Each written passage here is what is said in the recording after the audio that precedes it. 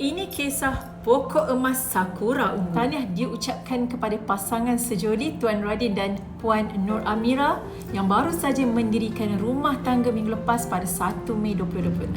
Apa yang menarik perhatian daripada pasangan ini? Hantaran mereka bukan hantaran yang biasa-biasa, tapi sepohon pokok sakura yang banyak emas-emas tergantung di atas pokok.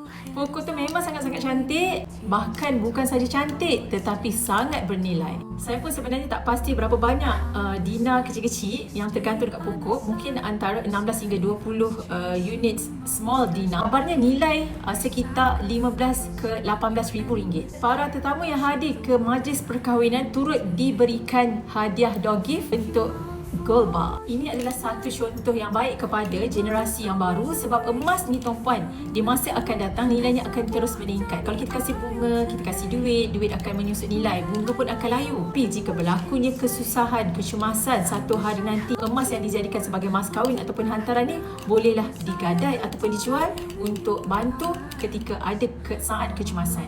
Adik-adik yang ada planning nak kahwin tak lama lagi, boleh mula kumpul aset emas 24K bermula serendah RM100 saja di Dalat.com Gap, and then dah boleh keluarkan item Dina untuk dijadikan sebagai mas kahwin atau hantaran. Nak mulakan langkah keemasan hari ini, boleh refer pin video saya untuk daftar akaun secara percuma. Saya akan guide simpanan emas dengan elmu.